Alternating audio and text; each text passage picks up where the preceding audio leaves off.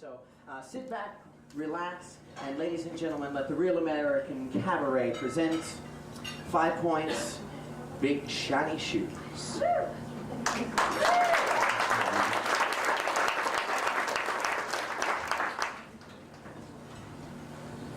This is a story of 5 Points, a little district somewhere left of fashionably downtown and too disturbingly urban to be considered part of the uppity riverside. There are many stories of 5 Points, some of them quite gripping, others even more factual in their truths than this one, but few of them will tell a larger tale. As anyone who's ever read a newspaper account of events which they have personally witnessed can attest, mere collections of fact frequently struggle valiantly to tell the truth, but often fail miserably. Just as often, many deep truths are forced to ignore the condition that they are not backed up by the slightest whiff or taint of fact, yet still keep their obvious virtues intact. Please consider tonight's fare in this latter, friendlier light, if only because it's a true story about living people in a place not far from where you now sit. All its events were witnessed by myself, your narrator, although I'm not the person whose voice you're presently listening to. As a side note, tonight I'm also represented by the tall, quiet one at the piano, a somewhat more attractive and younger person than his real-life counterpart. 5 Points. The colorful, contentious, flashy, abrasive, and heavily mascaraed homeland of the tragically hip and hypnotically talented. A little run down, a little pretentious, a little bizarre, but always an engaging and often courageous district that seems at odd contretemps to the homeland of barbecue Baptists, clan-weaned crackers, and true believers that pork really is the other white meat. Today, its cafes and bars and shops bustle with the unconstrained, rebellious energy that has always powered our culture throughout history. Today, Fuel, Starlight Cafe, and Edge City are household names, and the uncombed children of the night are drawn like mayflies to the offbeat music shops and coffee stops from all over the region. The painters, writers, musicians, performers, and socialites of an entire generation rub and push, shove and chat, debate and sell, draw, bleat, canoodle, cramp, and tell one another this, that, and another thing until the musky magnolia late-night air of the St. Johns River coaxes the bars to their legally mandated closings, and the last lingering hookups conclude in the pre-dawn parking lots discreetly behind the buildings. It wasn't always this way. Once, it was a nearly abandoned, ramshackle collection of broken windows and vacant storefronts catering to an aging and dissipating group of locals who were busily racing towards extinction in the Reagan-Malaise late 80s. Except for Tom and Ganell at Edge City. Except for them, of course. How 5 Points changed almost overnight has been the subject of many stories, all of which heavily feature market forces and merchants, demographics, and business. A collection of tripe which is doubtlessly fact. The truth, however, lies behind the dust and grisly pontificating, and the truth is 5 Points was created by children. Several very bright and determined children who summoned into 3 dimensions a place which they hoped already existed. The shops merely paid the bills. Those that survived merely learned to adapt and prosper, but they all had to react to the power of children who claimed for themselves a place of their own. This story is the story of 2 of those children. 2 very brave and adventurous urchins whose belief and pluck changed everything for at least these last 15 years. Rob Klusman is a faded memory now. His brief travel through our history is not marked by any building or monument, not even a plaque on a wall or a certificate of appreciation in a cheap dollar store black picture frame. But I can still see him now. The first time he stepped into Big Shiny Bill's brand new shoe store right in the middle of the strip. None of us realized then that the scrawny little 17-year-old boy would change all of our lives.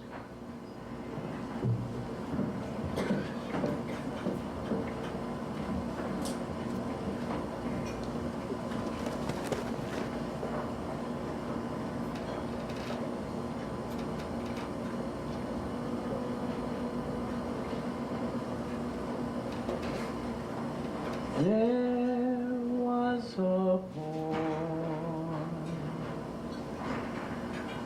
a very strange, enchanted boy.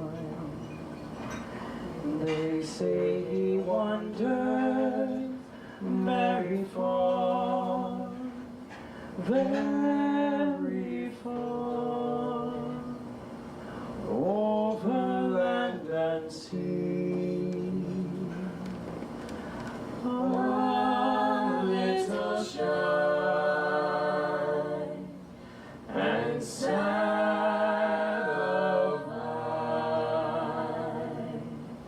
but very wise was he. And then one day,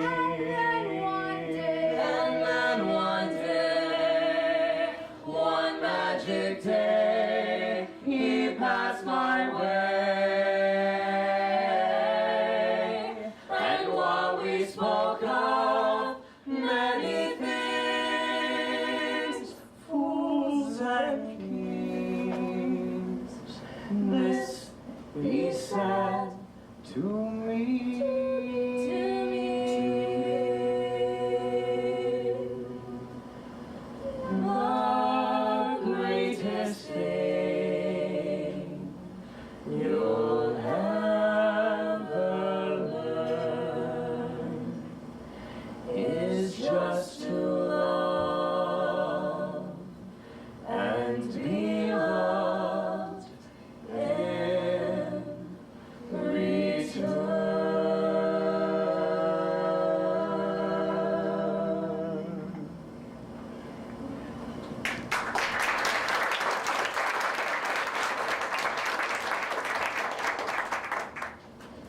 Rob Klusman was 15 when his father was killed in a car accident in Detroit, Michigan.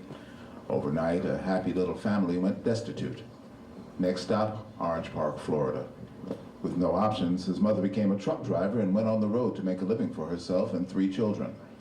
While she and the semi were out driving, she parked the kids in a trailer park way out in the boonies of Middleburg. Rob joined a huge group of latchkey children that became famous during the Reagan years. Unsupervised, unsheltered, unfiltered from life, great masses of children whose 2 greatest influences were television and each other. Across town in the Riverside district, children, spending more and more time with MTV, and no adults in the house to tell them not to, began to congregate in each other's empty homes and learn about life through discovery rather than instruction. It was here that Christy Clark, a little Baptist princess, found out that, as she already suspected, kids that don't go to church aren't automatically bad, stupid, or hellbound. Pint-sized would-be punk rock kids hanging out in bedrooms and backyards, trading opinions about Clash videos, experimenting with each other's hair and vainly trying to play Please Mister at late-night stop and shops in the eternal quest for cheap, everyone chipped into the money beer. In similar places around the city, kids learned all the essentials of life, beer, fashion, and sex in the same way, trial and error. Enthralled, Christy enrolled in the only school for real life she was able to find.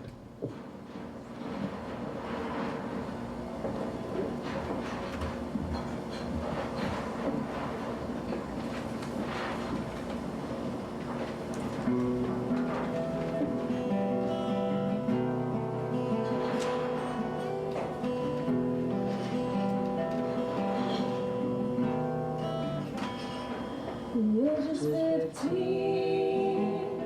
You don't have to forget the world outside. You're not part of it yet. And if you were dry, you would drive me away to a happier place, to a happier day that exists in my mind.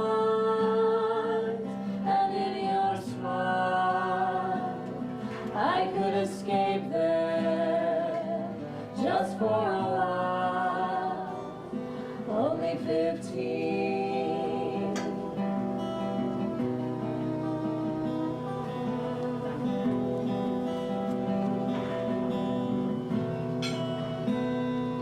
And at 15, why take the smooth with the rough? When things run smooth, it's already more than enough. I know my mind, I'm not yet in league with the rest of the world and its little intrigues. Do you understand? Do you know what it means as time goes by?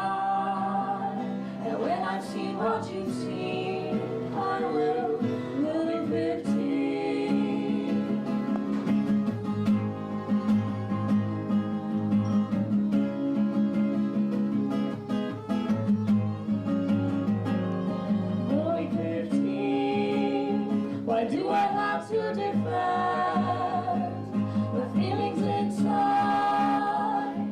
Why pretend I've not had a life of near misses? Now all that I want is 3 little wishes.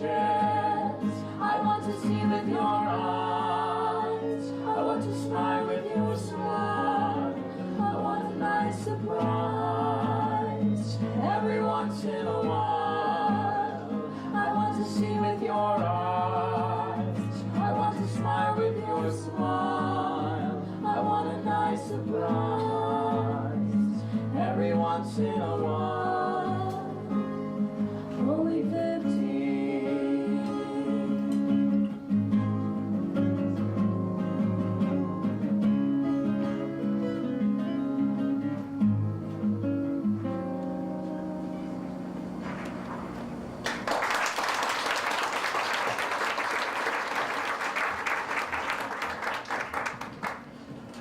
Along with wild Northside rednecks and tough catfish frying grannies, Jacksonville is famous for having more churches than Seattle has coffee stands. It has been conjectured that Jacksonville could be Paris, France, if you converted all the church houses into designer clothing stores and all of the deacons into wine snobs. Whether or not this has had any great effect on public morality is yet to be seen, but it has certainly led to a proliferation of the best fried chicken recipes ever to be withheld from anxious young Baptist newlyweds. The Baptist preaching household of Christy Clark was no exception. At 15, she plummeted from a little princess to one step removed from Satan when she inconveniently got pregnant. Her unstable mother went into crisis, and the recriminations and ripping at the seams started. No question of doing anything but keeping the child. Even so, at the instigation of her terminally self-obsessed and martyred mother, her father booted her ass out on the street before she could give birth. Time and kindness will keep Rob's mother's heart secret. No skills, no job experience, no money.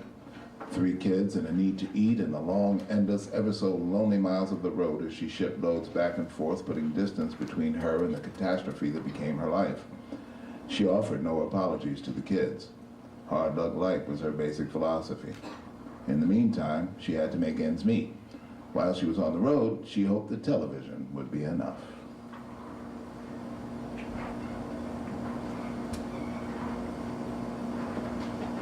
Sometimes I wonder where I've been, who I am, do I fit in? Make believing is hard alone, out here on my own.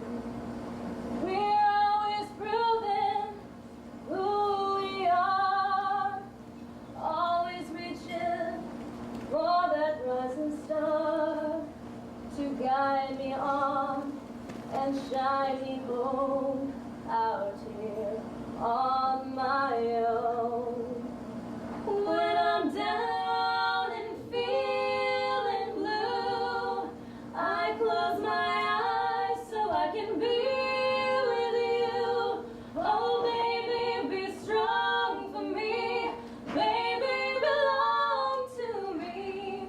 Help me through, help me need you, until the morning sun appears, making light of all my fears. I dry the tears I've never shown, out here on my own. But when I'm down and feeling blue, I close my eyes so I can be with you. Oh baby, be strong for me, baby, belong to me. Help me through, help me need you. Sometimes I wonder where I've been,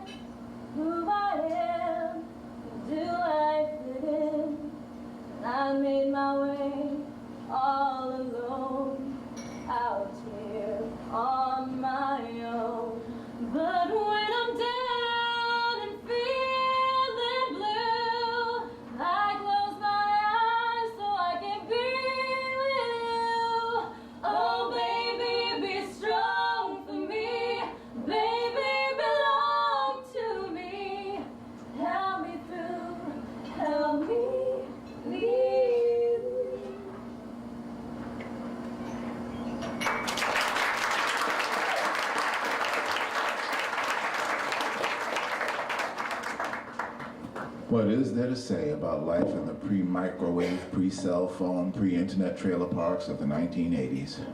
Whatever snarky comments that immediately spring to mind, as in all things, the worlds of children and adults are quite different. In every life, no matter how banal or uneventful, there's an untouched place of pure adventure and risk, a memory of a time when one seems intrepid and fearless and capable of great daring and mischief. The trailer parks of Orange Park are peopled by shirtless little boys on bicycles who are perched between the competing worlds of asphalt and marsh woods, and it's in this sunny and mythic world that they function. Bookless and sometimes letterless, inspired by TV action-adventure heroes and the hearsay, it was with a group of these unrestrained boys destined for hoodlumhood and misdemeanory that Rob got arrested. There's never been a clear explanation as to how Rob and the boys managed to pilfer 3 boxes of weapons from NAS Jacks. Even less clear are the circumstances by which a group of teenage boys arranged to sell these weapons to a group of second-tier Reagan boogeymen, Sandinistas.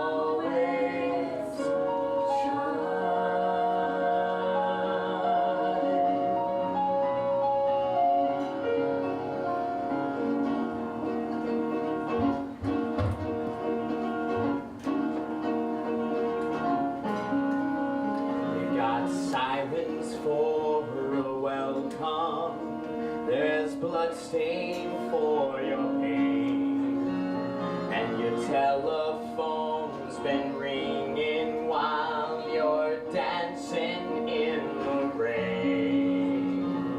While boys falling far from glory, where are all you angels? Now the figureheads have fell, and lovers war with arrows over secrets they could tell.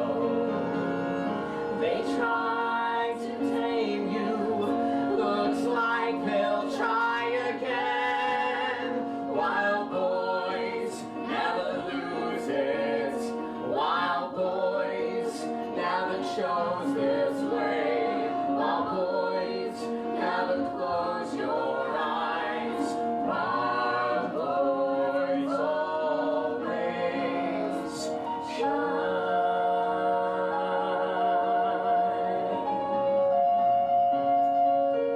Wild boys never lose it, wild boys never chose this way. Wild boys never close your eyes, wild boys always shine.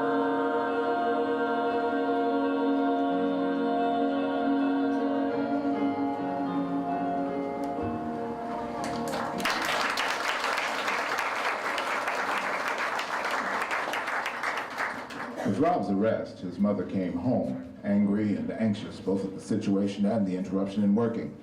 After reviewing the record and considering the recent death of his father, the court gave Rob the benefit of the doubt and let him return to his mother's custody.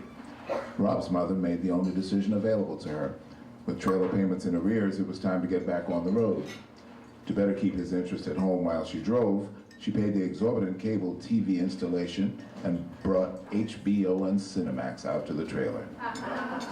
Leaving him in the more capable hands of subscription television, she gave him the only advice she had to give and then hit the road.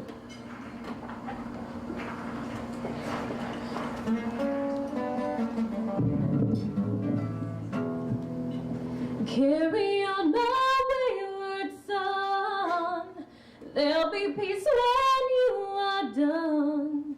Lay your weary head to rest, don't you cry no more.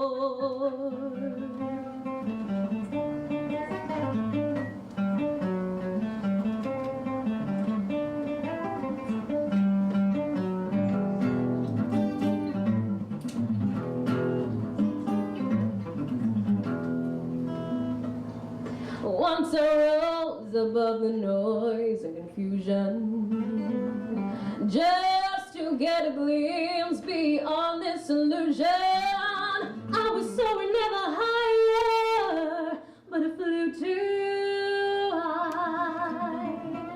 All my eyes could see, I was still a blind woman. Though my mind could think, I was still a mad woman. I hear voices when I'm dreaming, I can hear them sigh. Carry on my wayward son, there'll be peace when you are done. Lay your weary head to rest, don't you cry no more.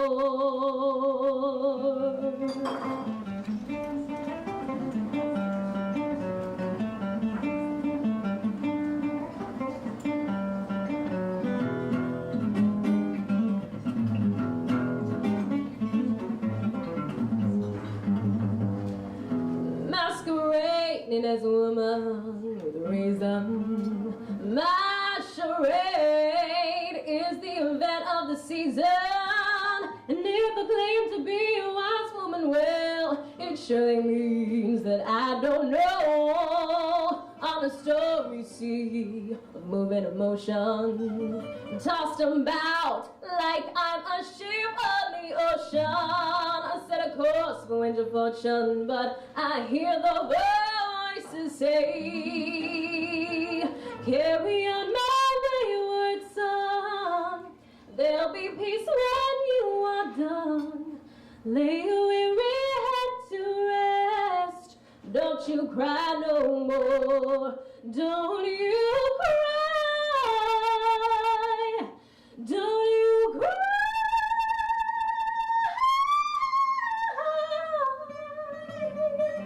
no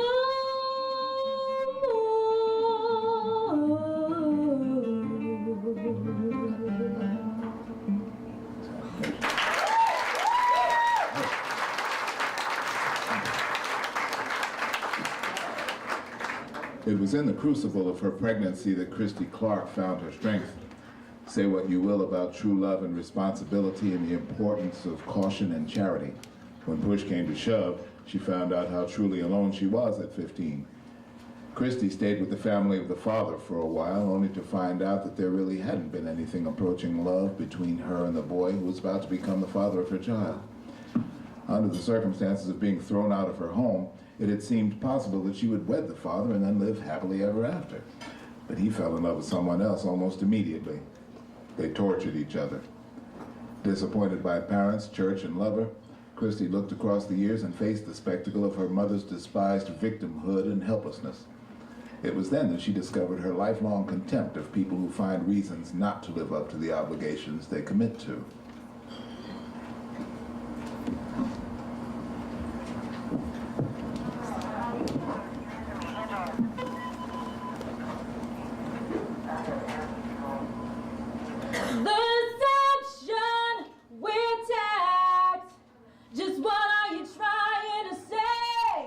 You got a blank face, which irritates.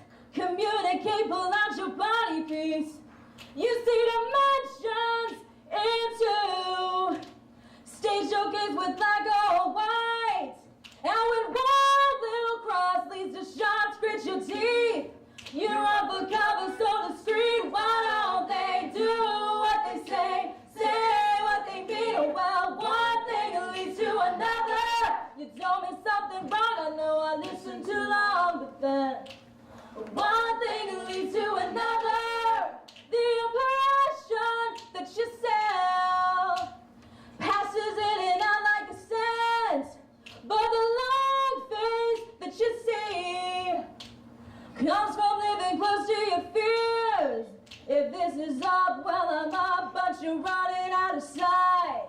Using your name on the walls, and when one little bump leads to shots, miss a beat.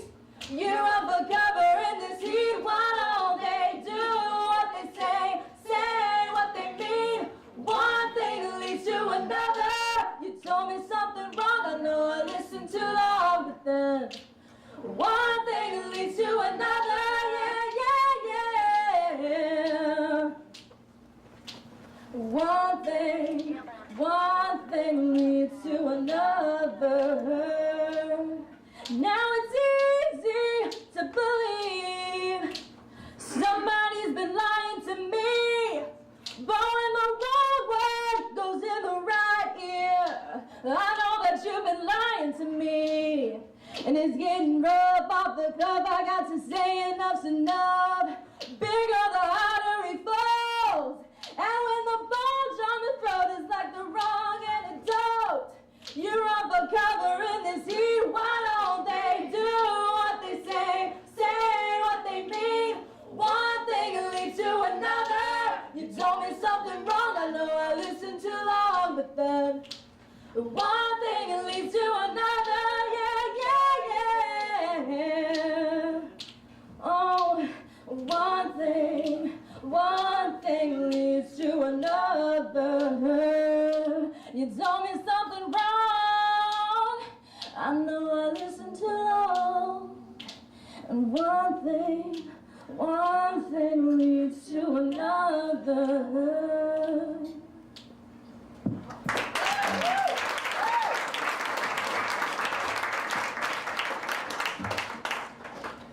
In late 1988, Jacksonville was culturally experiencing the final months of 1977.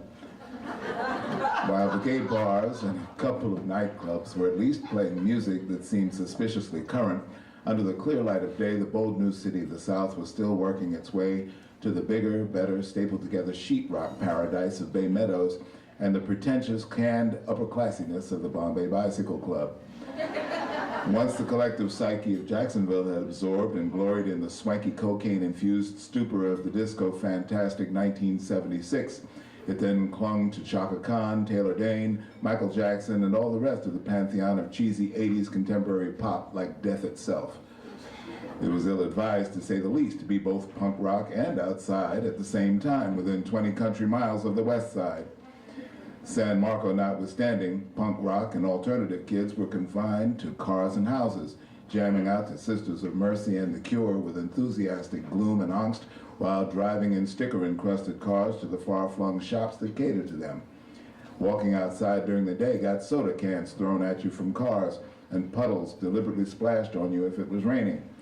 Going to the malls meant getting threatened within an inch of your life for potential faggotry, and lots of punk rock boys had respectable track and field potential from running home after school every day to avoid the general hunting season environment.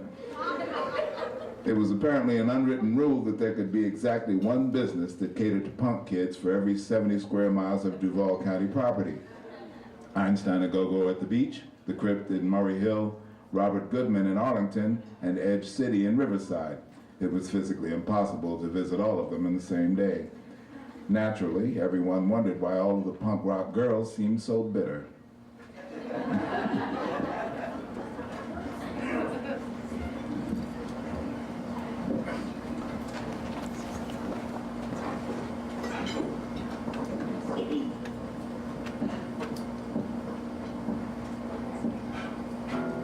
Trudging slowly over wet sand, back to the bench where your clothes were stolen.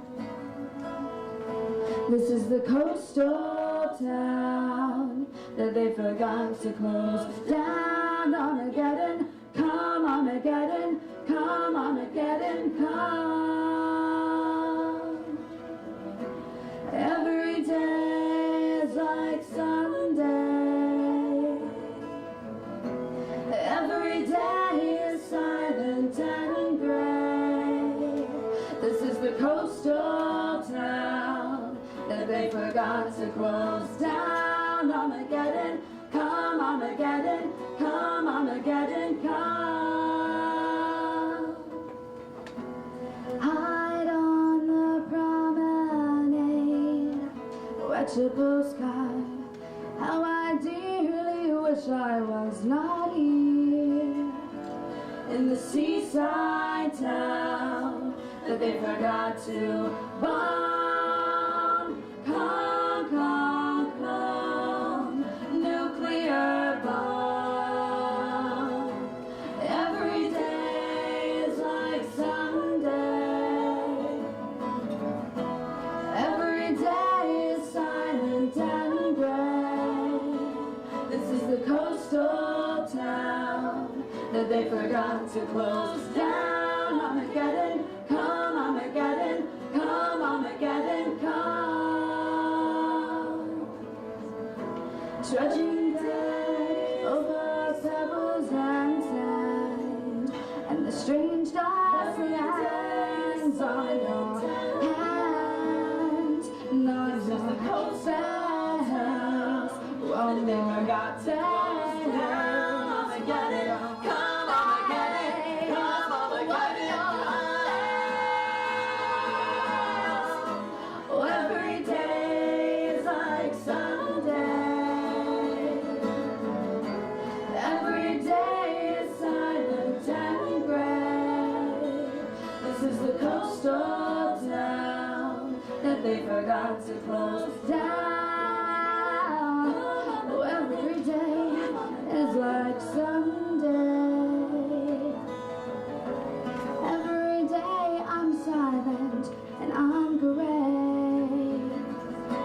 Every day is like Sunday.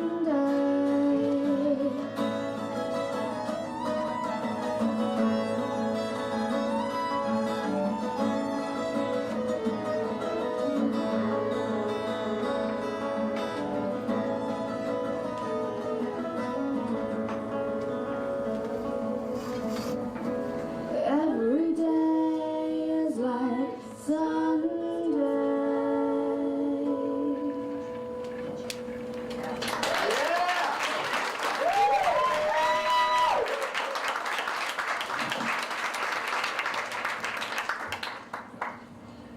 Dull, thuggish poverty and delirious ignorance, rusted trailers and cars that didn't work, conversations and endless speculation about sex with the same three girls and no contact with the outside world. In 1989, living in the trailer park was like being a hermetically sealed boy in a bubble. But for Rob Klusman, something unlikely and typically mundane happened that awakened him from a predictable long slide into stereotypical poverty and epidemic diminishment. Alone again, revisiting the ignominious, penniless death of his father, he turned the television switch to the channel reserved for Cinemax, a hotly coveted outlet to softcore porn for similar teenage boys across the country. However, this particular night, instead of the sweltering adventures of the sensuous nurse, or the further exploits of Emmanuel in Monte Carlo, or any other happy-hookering Skinamax originals, Rob tuned into the enticingly titled Art After Dark, a Cinemax foreign film experience. Despite the general rule about foreign dirt being better than domestic dirt, he tuned into The Cook, the Thief, His Wife, and Her Lover, which turned out to be an art film of surpassing dark beauty and visual poetry. For the next 2 hours, Rob sat transfixed. By the end of the film, he was revolutionized. No one can ever tell what triggers the conversion experience or the aha moment, the fulcrum upon which understandings both great and small hinge. For Rob, it was a glimpse into a fantasy world of French cinema that opened his mind. Some people find philosophy on bubblegum wrappers, or so it's widely claimed. Rob's first connection with the world outside the cast aluminum melodrama was cable television. In a flash, it came to him that he could choose to live in any world he wished to live. He could live in squalor in the trailer park, or he could go out and find the madcap cinema world of art that he now longed for as though it were a real place. In his head, Rob walked out of the rusty gates of the trailer park that day, and he never returned.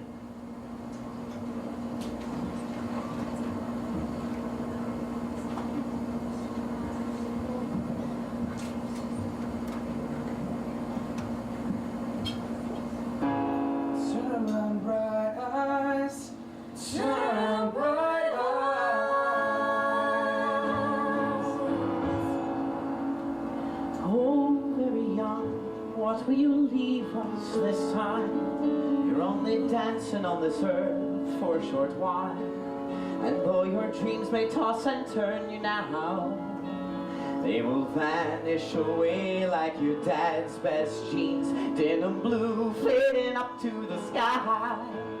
And though you want him to last forever, you know he never will, you know he never will.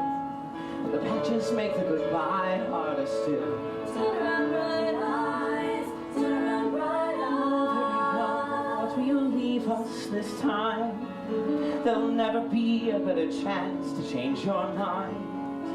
And if you want this world to see a better day, will you carry the words of love with you? Will you ride the great white bird into heaven? And though you want to last forever, you know you never will. You know you never will. The goodbye makes the journey harder still. Turn around, bright eyes, turn around, bright eyes. Every now and then I get a little bit restless and I dream of something wild. Every now and then I get a little bit terrified. I'm lying like a child in your arms. Every now and then I get a little bit restless and I know I've got to get out and try. Every now and then I get a little bit terrified, but then I see the look in your bright eyes.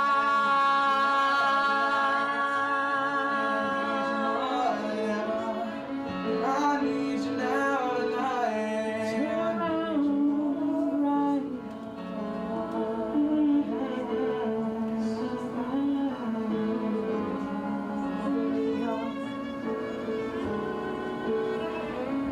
Oh, baby, what will you leave us this time?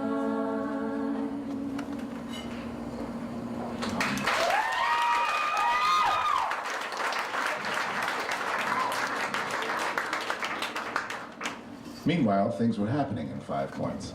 Spurred by the opening of a blues music hall called Club 5, a small group of people simultaneously converged onto the little abandoned strip that had been the 5 Points Merchants District. For years, clever girls and adventurous boys had been making their way across town to a brightly painted little shop called Edge City. Meeting Tom and Ganell, its owners, was as paramount to the arts and alternative community as meeting the Pope and Mother Teresa might be to a Carmelite nun. Suddenly, the strip was alive with venues whose business was catering to the alternative community. Fusion Cafe, Clean Fun, Now Hear This Music Shop, Repeat Performances, Vintage Shop, Big Shiny Shoes, and even Einstein A Go-Go all opened within a few months, and the anticipation was palpable. Suddenly, there was a place for free thinkers, nonconformers, misfits, artists, and the unapproved other percent of the spectrum that were clearly unwelcome in the rest of the city. The aspirations and rumors of the location began to spread. Pericles said that all good things go to the city because of the city's greatness, and 5 Points began to draw its forgotten children and free spirits from all over like a lamp in the darkness. Every day, new people came in, and soon the streets were crowded with colorful, shocking, smart, defiant, tough but sensitive young people from all over the city. It was as though there were silent siren songs calling out from the core of its district, beckoning. Both Rob and Christy found themselves among the masses who answered its call.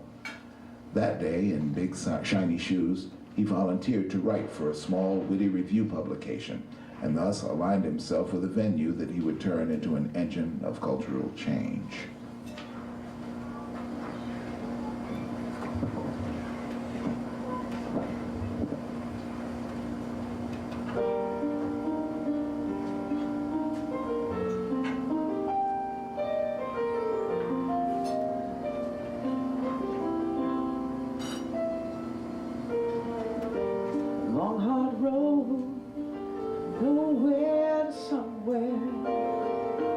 someplace better than where you've been.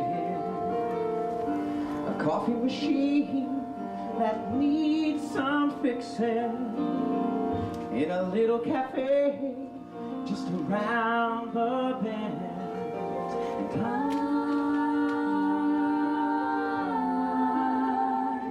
am calling you. I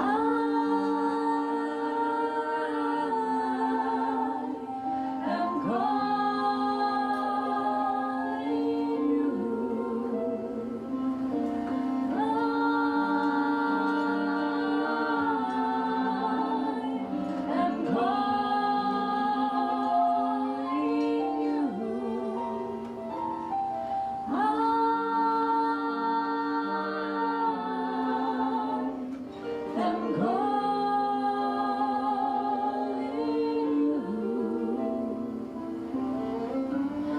Dry wind blows right through me.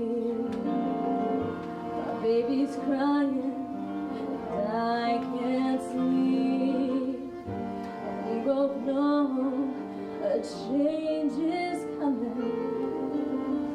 coming closer, sweet release. I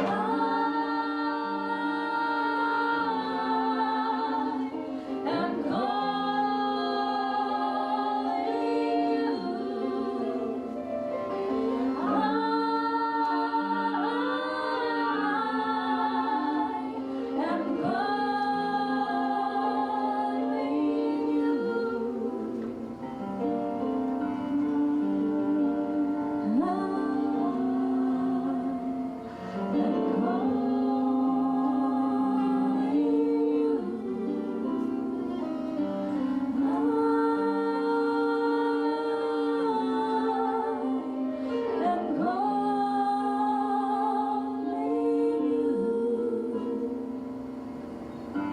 long hard road from nowhere to somewhere, someplace better than where you've been. A coffee machine that needs some fixing in a little cafe just around the bend.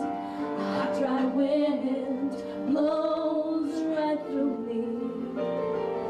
My baby's crying and I can't sleep. And we both know a change is coming closer, sweet release.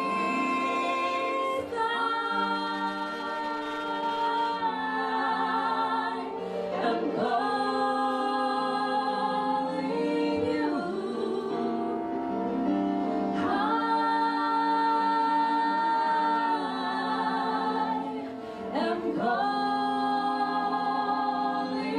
you.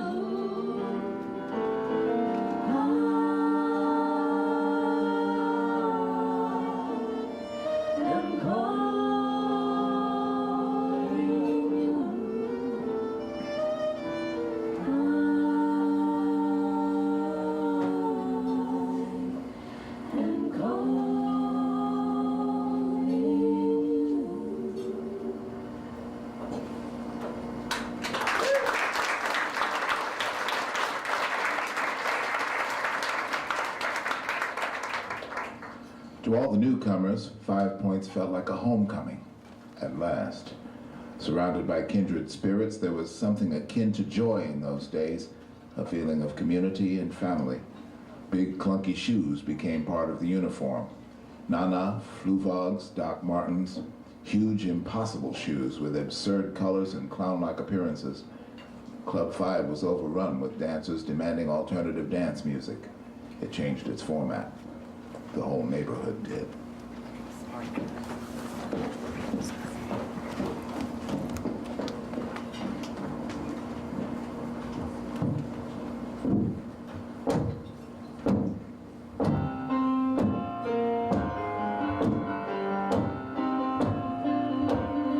I feel the earth move under my feet. feet, I feel the sky tumbling down, tumbling down. I feel my heart start to trembling whenever you're around.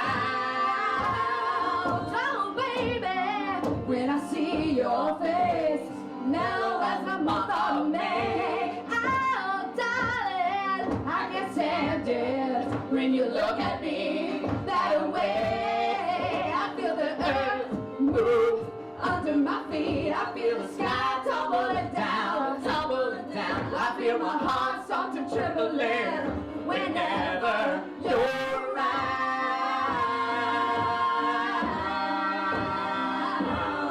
Oh baby, when I see your face, mellow as the month of May. Oh darling, when you're near me and you tenderly call my name, I know that my emotions are something I just can't explain. I just got to have you, baby. Whoa, whoa, whoa. Yeah, yeah, yeah, yeah.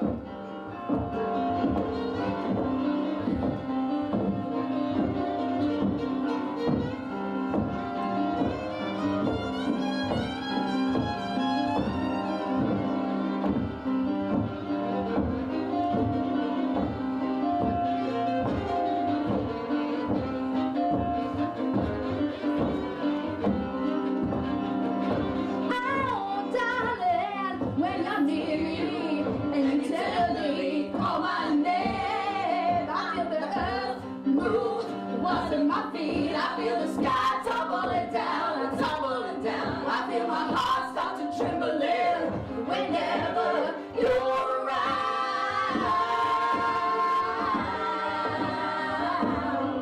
Oh baby, when I see your face, now as the month of May, I feel the earth move.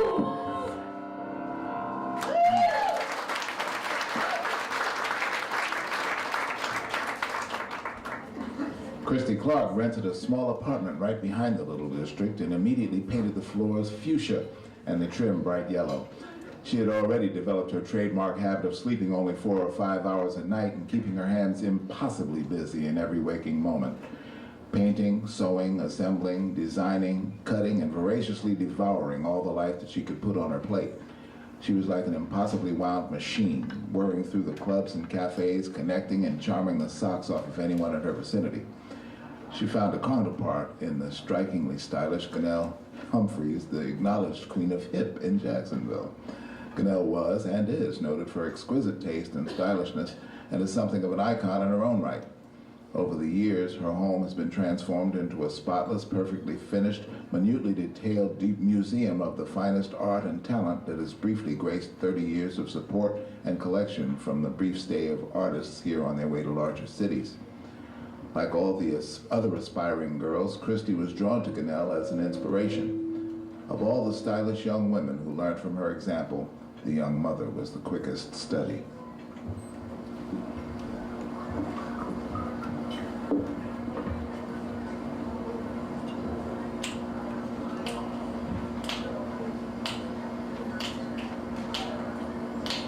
She keeps the agenda in a pretty cabinet. Let them be cake, she says. Just like Marie Antoinette, built-in remedy for Khrushchev and Kennedy. At any time, an invitation you can't decline. Caviar and cigarettes, well versed in etiquette, extraordinarily nice. She's a killer queen. Gunpowder gelatine, dynamite with a laser beam, guaranteed to blow your mind anytime. Recommended at the price, insatiable and appetite. Wanna try to avoid complications. She never kept the same address in conversations. She spoke just like a baroness, Met a man from Riverside, had a shop and never cried. Then again, incidentally, if you're that way inclined, perfume came naturally from Paris. For cars she couldn't care less. That fastidious and precise. She's a killer queen. Gunpowder, gelatine, dynamite with a laser beam, guaranteed to blow your mind anytime. Recommended at the price, insatiable in appetite. Wanna try? She's a killer queen.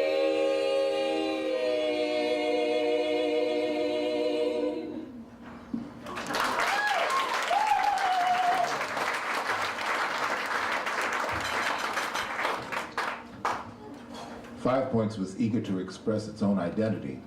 There was a new aesthetic now. The sarcastic, cynical attitude of the 80s had caused a non-materialistic, more natural and down-to-earth reaction. The new generation wanted absolutely nothing to do with the plastic, sometimes deliberately shallow sensibilities of the previous decade. In Seattle, there were two new trends that were making headlines: grunge music and coffee houses. In New York and Chicago, magazines were journalizing rap and hip-hop. Galleries in LA and Manhattan were featuring graffiti artists as high art. The city was ready to do something new, and 5 Points did it.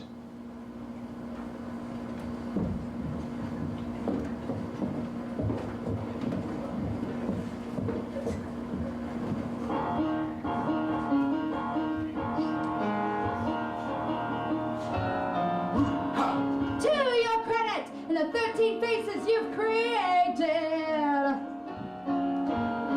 To your headache and the shade of the 1980s. I'm glad that we don't need you anymore. I'm tired of playing in your fashion war.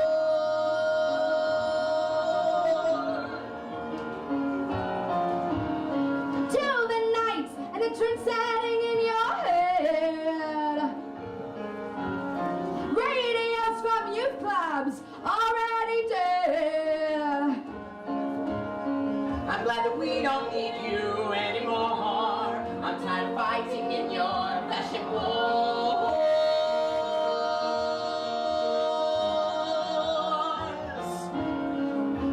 Whoa, whoa, goodbye, pop ladies. Whoa, whoa, goodbye, pop ladies.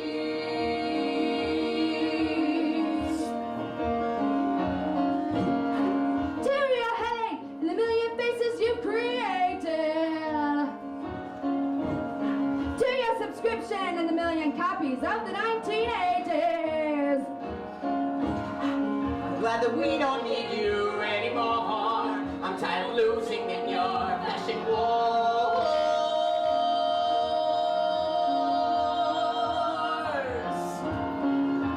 Whoa, whoa, goodbye, pop ladies. Whoa, whoa, goodbye, pop ladies.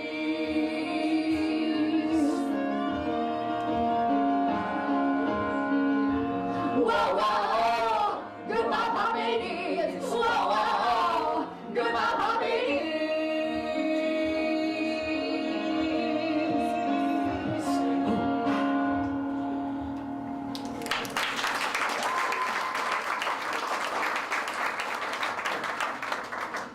At the Fusion Cafe, Rob brought hip-hop DJs who had to set up their own equipment on a makeshift dance floor in a forgotten back room of the joint. In the wake of the hip-hop, little waifs in hooded jackets and pocketed pants descended like a small pestilence upon the neighborhood. The reason for the pockets immediately became clear: hidden cans of spray paint with which to tag all the known universe. With the little hooded jackets, for all the world, they looked like urban gnomes. The Fusion immediately became the target of every graffiti avenger in Greater Hooterville. Angry, tight pant-wearing curio shop owners marched in smoking cheap cigarettes and demanding through horsey yellow teeth that something be done about the graffiti. The beleaguered owners simply converted the back of the building into a free space for the taggers, and the rampant vandalism ceased in the birth of the Graffiti Wall of Fame. Rob organized poetry readings which failed miserably until the simple tactic of publicizing and performing nude poetry performed one of the cultural miracles of 5 Points. For the next 10 years, the neighborhood became synonymous with poetry readings and gave birth to several of the finest spoken word artists in the country. Finally, Rob exported a group of shaggy-haired and largely unbathed musicians who performed lo-fi band sets under the greater general heading of grunge music. Led by the self-promoted Grunge Meister, a self-consciously lisping, fat, hairy little man from Orange Park who seemed as apt to construct a dam with twigs and sticks using nothing but his own teeth, they established 5 Points forever as the motherland of indie rock musicians. Robert Goodman converted the dance floor of Club 5 into a techno music hoedown. Techno versions of Speed Racer and D-Light replaced the venerable blues and jazz which had failed to inspire any traffic inside its doors. Wearing shoes from Big Shiny and large cartoonish hats that were hand-sewn by Christy Clark, the technorati arrived. Combined with the convergence of Jacksonville's young painters and artists in an organization called City of Expression, 5 Points literally exploded overnight into a miasma of cultural blending. Every night, the different elements of Jacksonville's forgotten and isolated tribes began to meet and mix on the dance floors of Club 5. For once, it didn't seem to matter if you were preppy or punk, gay or straight, black or white, straight-laced or a straight-up freak. Drag queens, techno divas, gothic chicks, aspiring mods, and mohawks joined the writers and artists and lent a brash, defiant note to the environment.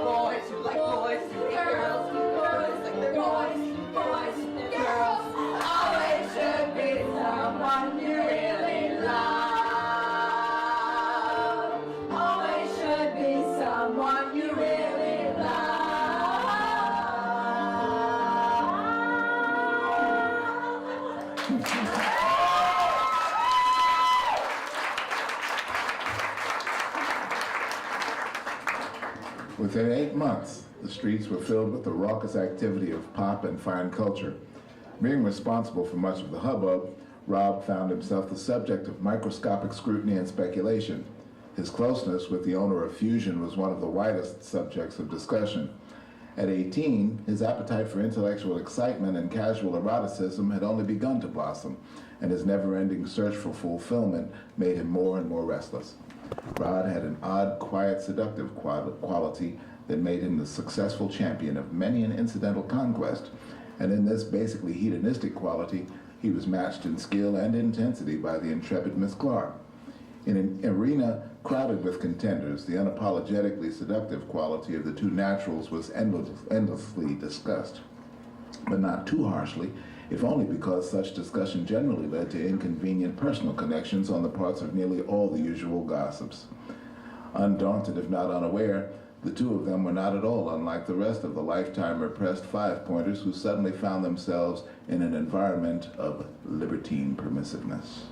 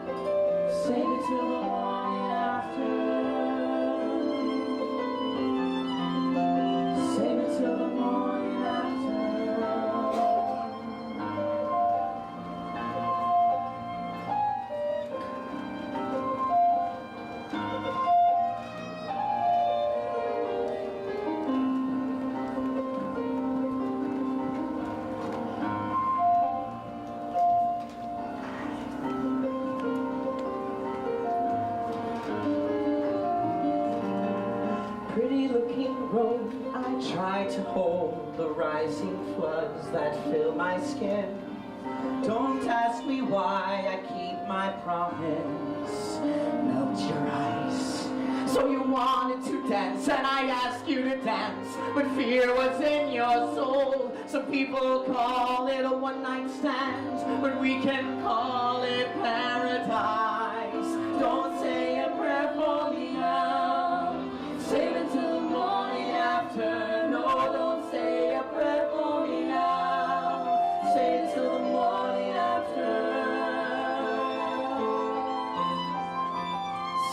Till the morning after. Save it till the morning after. Save it till the morning after.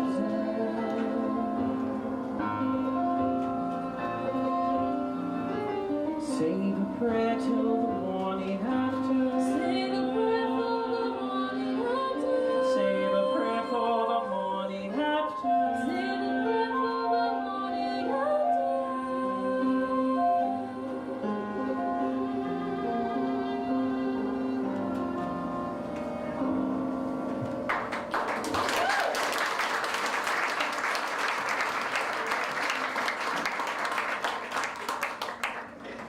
was at the height of that summer that things began to unravel. Local hero status gave way to the angry reaction of the old merchants who had been operating before all of the new shops opened. The older shop owners hated the new kids swarming all over their crumbling fiefdom. Rather than cater to them, in many cases they simply resorted to beating them, tossing them out of the shops or calling the police. They only got more resentful as it became apparent that the kids had disposable income, and lots of it. The new shops prospered and got busier as the old shops began to lose their traditional clientele. Several of the crusty, mean old bastards invested in guns and began waving them wildly around at the teens.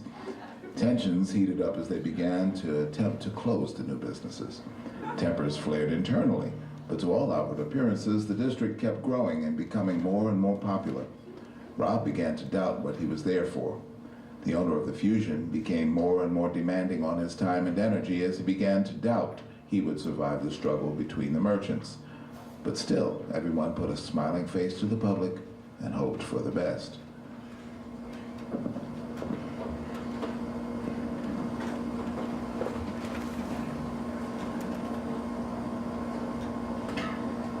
Time, time, time. See what's become of me. While I look around at my possibilities. I was so hard to please. Look around, leaves are brown, and the sky is a hazy shade of winter. Hear the Salvation Army band Playing down in Riverside. It's bound to be a better ride. And what you got planned. A coffee cup in your hand. Look around, leaves are brown, and the sky is a hazy shade of winter. Hang on to your hopes, my friend. That's an easy thing to And say. if your hopes should pass away, We all contend that you can build them again. look around. Grass is high, fields are ripe. It's the springtime of your life. Seasons change with the scenery, weaving time in a tapestry. Won't you stop and remember me? Look around, leaves are brown, and the sky is a hazy shade of winter. Look around, leaves are brown, it's the springtime of your life. Look around, leaves are brown, it's the springtime of your life. Look around, leaves are brown, it's the springtime of your life.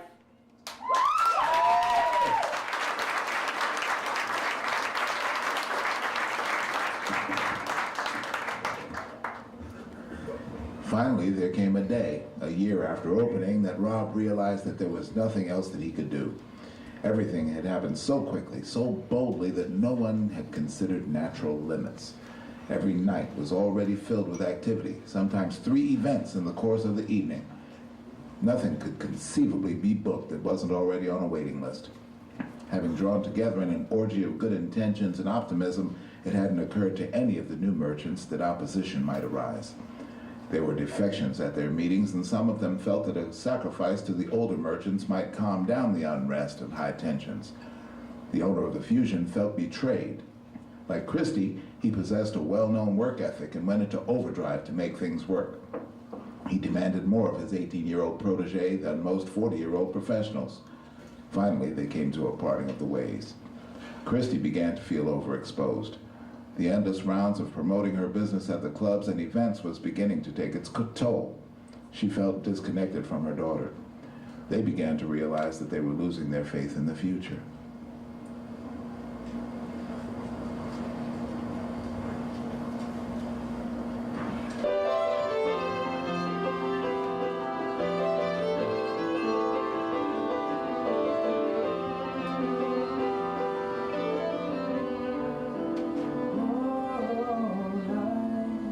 It's bigger than you are not me.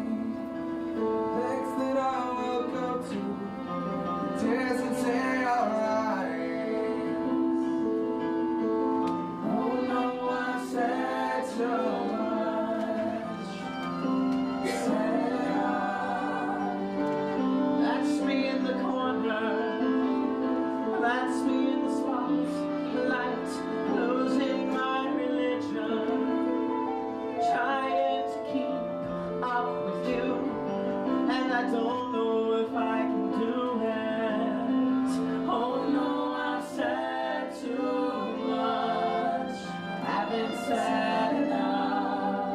I thought that I heard you laughing, I thought that I heard you sing. I think I thought I saw you try. Every whisper of every waking hour, I'm choosing my confessions, trying to keep an eye on you, like a hurt, lost and blinded fool. Oh no, I said too much, haven't said enough. Consider this, the hint of the century. Consider this, the slip that brought me to my knees. Failed, what if all these fantasies come flailing around? Now I said too much. I thought that I heard you laughing, I thought that I heard you sing.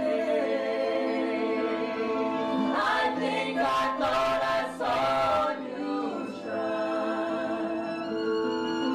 But that was just a dream, that was just a dream. And that's me in the corner, that's me in the spotlight, losing my religion, trying to keep up with you, and I don't know if I can do it. Oh no, I said too much, haven't said enough. I thought that I heard you laughing, I thought that I heard you sing. I think I thought I saw you try. But this was just a dream. Try, cry, why try? This was just a dream, just a dream, just a dream.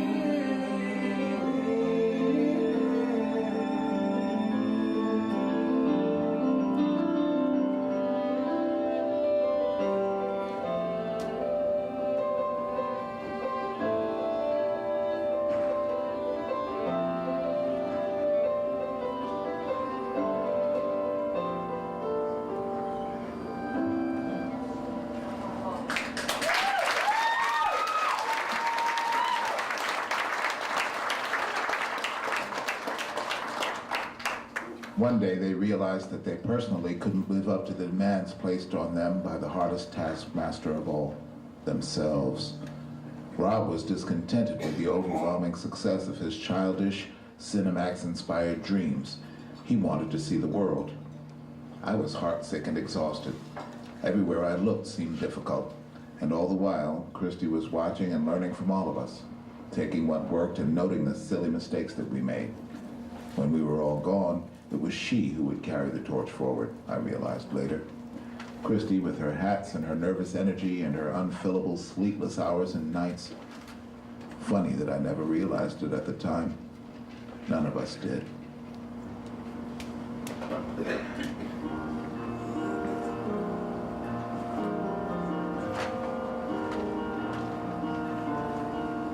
If I ever lose my faith in you, there'll be nothing left for me to do.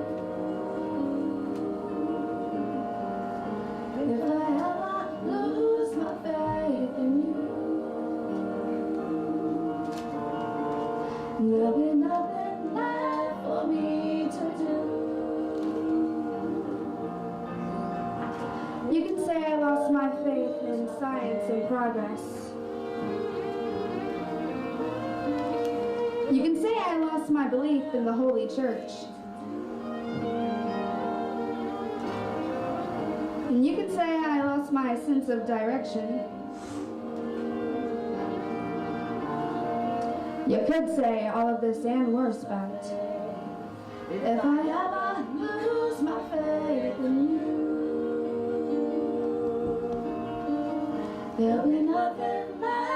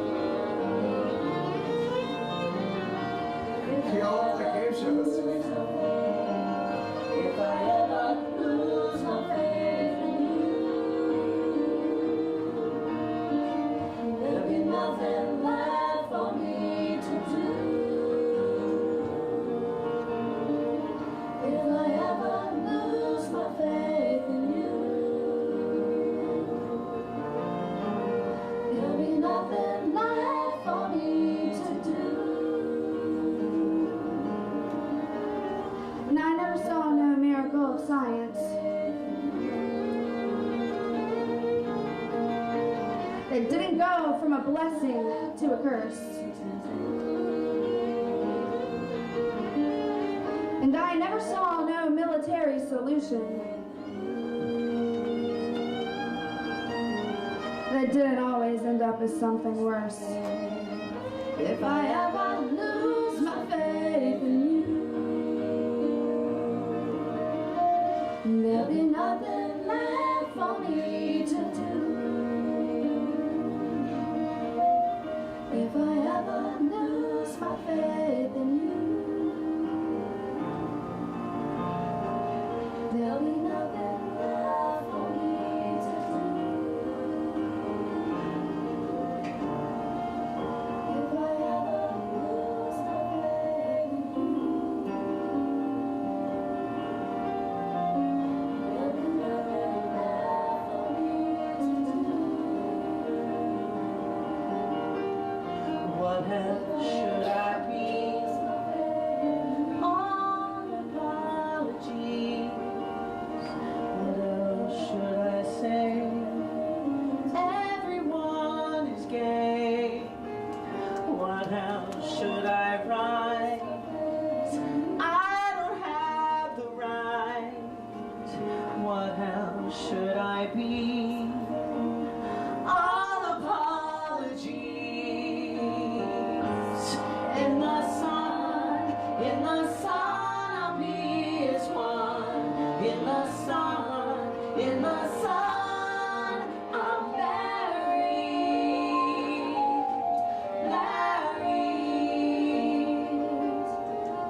If I ever lose my faith, I wish I was like you, easily amused. Find my nest of salt.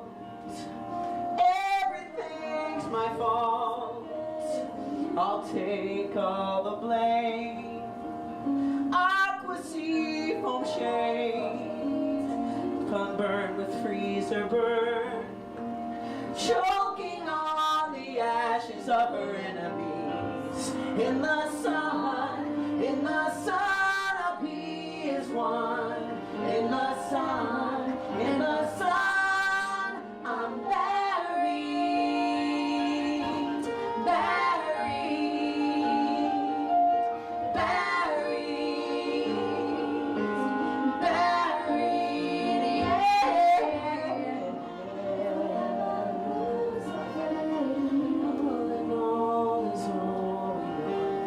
All in all is all we know.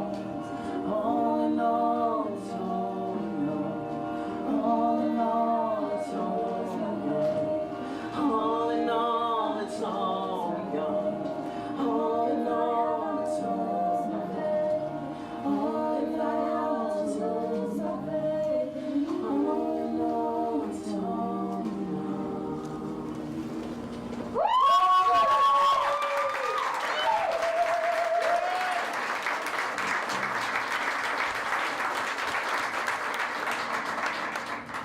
And now we're here, 15 years later, and when I walk through 5 Points, I see Rob's handiwork everywhere. From the ubiquitous graffiti, to the hip-hop kids, to the handmade flyers for hardcore bands, to the scores of trained, accomplished spoken word poets who are blissfully unaware that they are the product of the ambition of a little boy from a trailer park whose father was too dead to convince him that his dreams weren't worth dreaming. When Christie opened the Art Bar and continued to create venues for painters and performers and new music, and then added her energy toward the restoration of the historic neighborhood called Springfield, I realized that she too had always been a true believer. What else is there to say?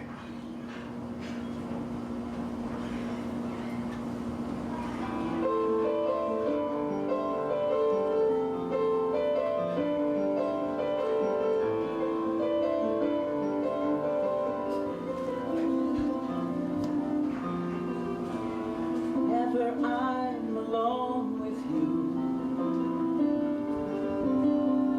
you make me feel like I am whole again.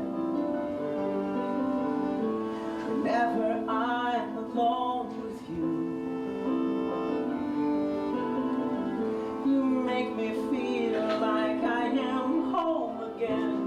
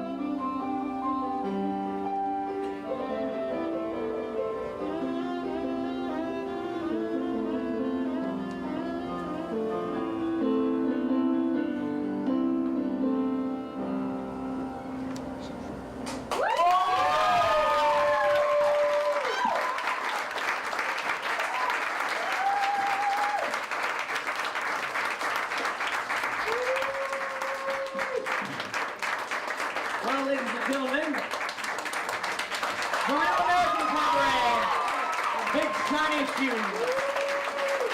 Let's take a bow for the folks. Ladies and gentlemen, joining me on stage tonight, I'm John Allen. This is the one and only Miss Melissa Cox. The blue hair, Mamma Mia herself, Miss Carlin. Master of the strings, Mr. Felix Chang. Thank you so much for our show. Amazing stuff. Miss Emily Geraci. And this man is an absolutely amazing narrator and did a wonderful job tonight, Mr. Steve Kennedy.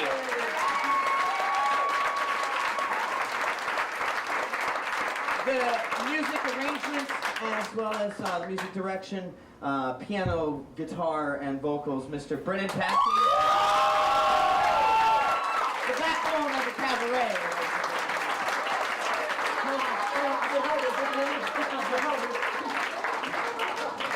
We'd like to thank our writer and director, Mr. Stephen Dare, for the time that he put into the show.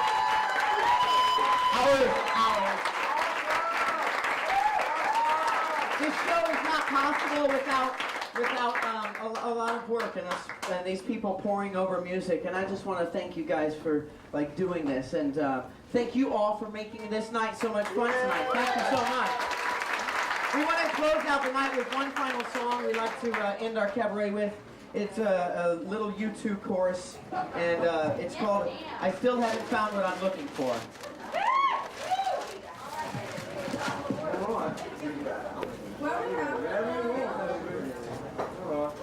Hi, Brennan.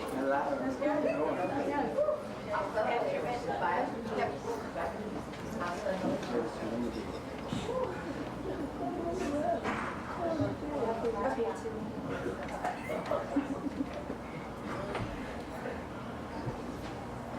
I have run, I have crawled, I have scaled these city walls, these city walls,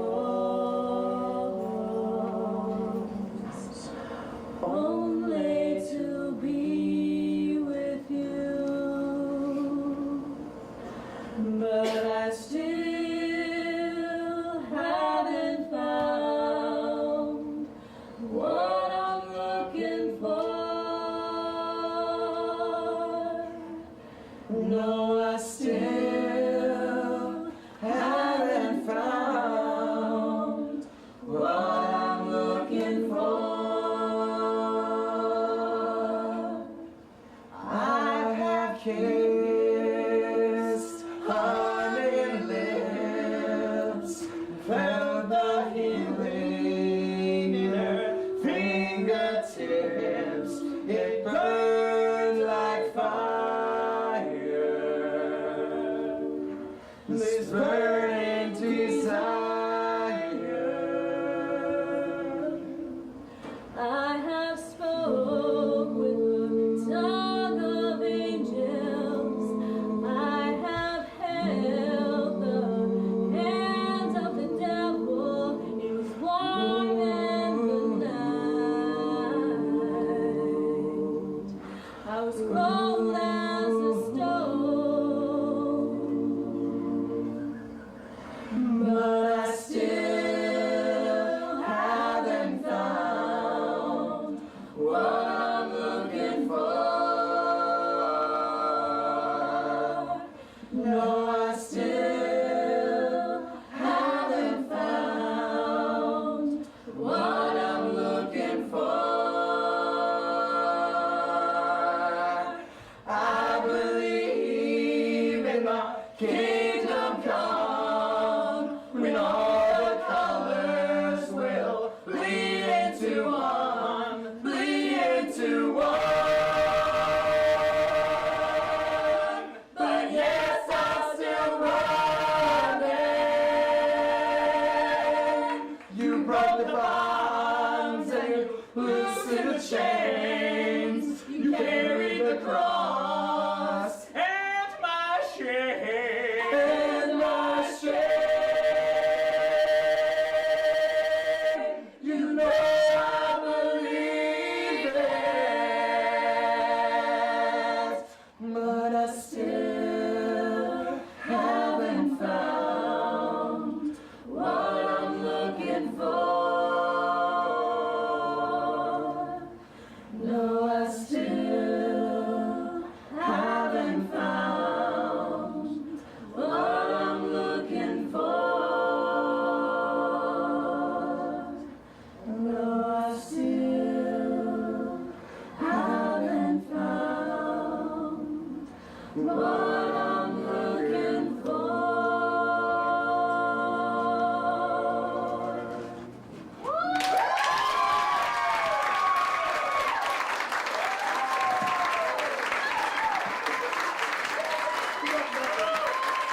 Let's hear it again for this amazing cast.